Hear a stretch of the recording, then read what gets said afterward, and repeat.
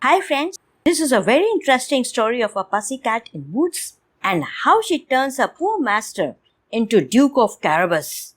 Listen to the whole story to find out the interesting way she adopts to make her master rich. So let's start. Long time ago, there once lived a poor man with 3 sons. When the man died, the 3 divided up their father's belongings. The oldest took his house, the middle son got his mule, and the youngest was left with a cat. The cat told the youngest son, "Master, give me a sack and a pair of boots, and you will find yourself the luckiest son of all." Since he had nothing to lose, the young man did as the cat asked. The cat put on the boots and took the sack to a place where he knew many fat rabbits came to find dinner. Soon enough, the pussy got a plump rabbit in his sack. He carried his catch straight to the castle of the king. Pussy bowed low and offered the king the rabbit.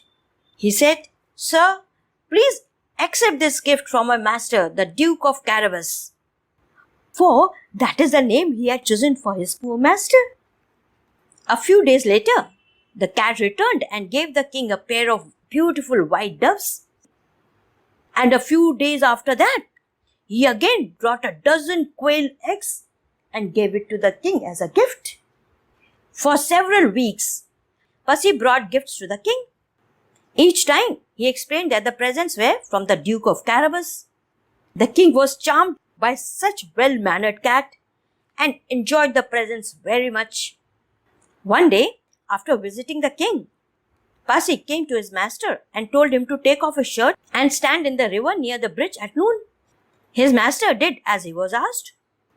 Soon, the king's carriage crossed the bridge, and Pussy cried out, "Help! Help! My master, the Duke of Carabas, is drowning!" The king knew the cat and the name of Duke.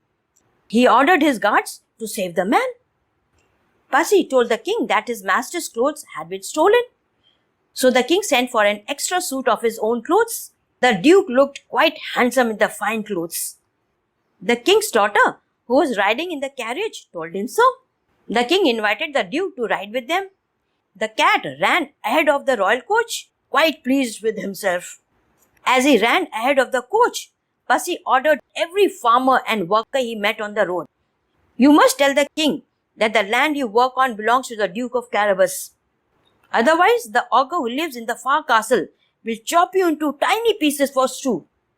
When the king stopped to ask whose land he crossed, he heard, "The Duke of Carabas, the Duke of Carabas," no matter how far he went.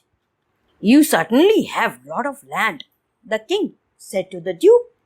The princess smiled at him, and the new Duke smiled back, thinking how beautiful the princess was. At last, Pussy came to the great castle, which really did belong to an ogre, and so did all the lands that they had passed through. Pussy knew all about the ogre. He went into the castle and asked to see him. "I hear that you can take the shape of any animal you choose," said the Pussy to the ogre. "I hear that you can, if you wish, become a lion also." The ogre said, "Yes, that is true," and he turned himself into a lion. Pussy waited until the ogre turned back into his own shape. "Well, people also say that you can change yourself into a mouse, but that is impossible." The ogre's ego was touched. He immediately changed himself into a mouse right then and there. That is what the Pussy wanted, and he gobbled him up in one bite. Just then, the king's carriage arrived. Pussy ran to meet it, saying, "Welcome to Carabas Castle." At the cat's order, the ogre's servants gave the guest a wonderful meal. It was decided that the princess and the Duke of Carabas should marry. As for Pussy, he never had to hunt for mice again, except sometimes for fun. Like this story? Then like and comment. If you have not subscribed as yet to my channel, do please subscribe also. Just press the red button. See you next with another interesting story.